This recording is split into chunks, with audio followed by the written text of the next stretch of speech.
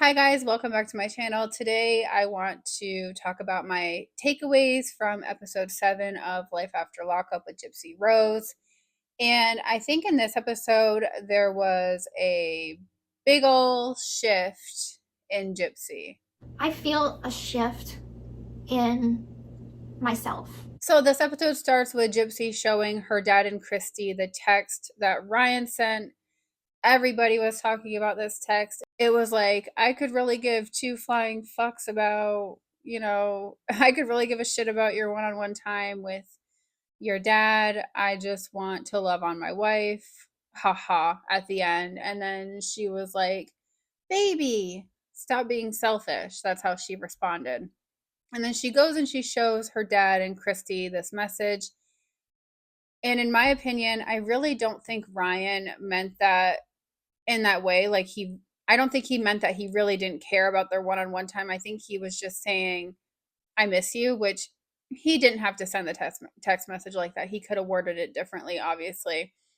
But she flipped the whole dang thing around and she showed her dad and Kristy and made it out to be like Ryan was literally being selfish. And this goes back on his insecurities, that he thought something else was going on, that possibly Ken was around or somebody he didn't know about, which I will say again, I do understand, but at the same time, I think Ryan definitely has some things to work on himself. They talk about how Gypsy and Ryan have been going through this cycle for 3 years, and that every time Gypsy gets a little bit of freedom, Ryan gets controlling, and that's the type of relationship they had.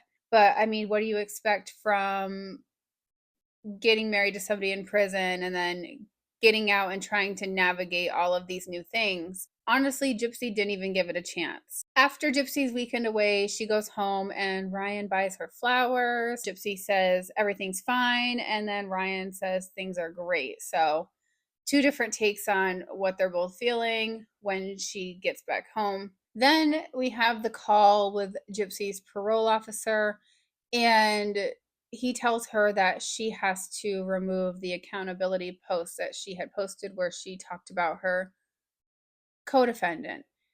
And Ryan says something along the lines of, that video's revenue.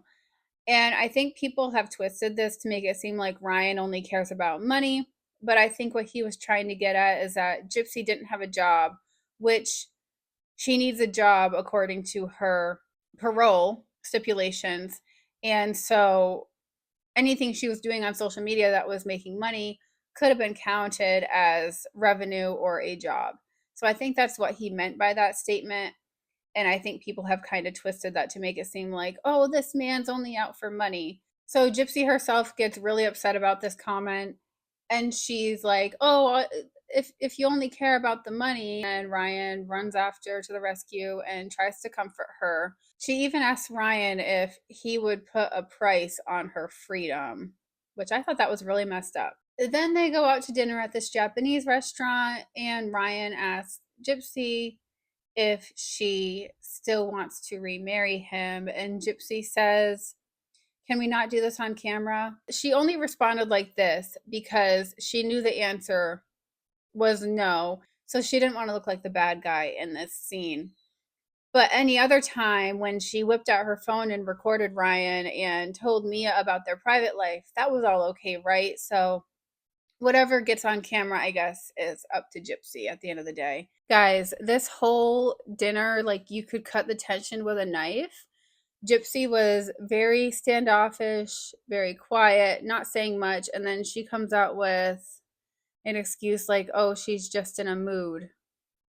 Like, we're to believe that. Gypsy also mentions that their life seems too routine and cookie cutter. So we have that too. And then in the car on the way home, Ryan just says, well, I'll just leave it at that. You don't feel well tonight. But then his insecurities start coming out and he's like, am I not, maybe I'm just not what you envisioned. This isn't, maybe this life with me isn't what you expected it to be. And he keeps trying to get answers from Gypsy and she just keeps kind of shying away from the answer. But then he asked her, about marriage counseling. he was willing to go to marriage counseling and fight for their marriage. But then he asks her, he says, do you even want to fight for this marriage? And she shakes her head. So at that point, we knew that it wasn't going to work. And Gypsy checked out a long time ago as soon as she heard that Ken was single. I'm sure Gypsy was still communicating with Ken. She probably had him in her phone under some other name or something. Who knows? But she checked out a long time ago. This was just the whole situation coming to a head when Ryan asked that question, and after all these little tiffs and these arguments that Gypsy caused, let's remember, Gypsy says, I just feel like somebody else could give you the love that you deserve. So that sorry ass excuse of like, it's not you, it's me. That's what I got from that. And then Ryan, in his like interview after the side of the car, he's like, she's stuck in fairy tale land, which I have to agree. At one point in the episode, there's this conversation, and Kristy is like, Gypsy's gone from one prison to another prison to another prison, talking about living with her mom to going to prison to being with Ryan. And Mia's like, no, mom, that's taking it too far. You know, Ryan and Gypsy just aren't compatible. And I give Mia credit for that, for speaking up against that statement from her mother, because I feel like that was taking it too far. I don't think Ryan kept her like in a prison. I think the biggest takeaway from this whole episode is that shift that we see in Gypsy.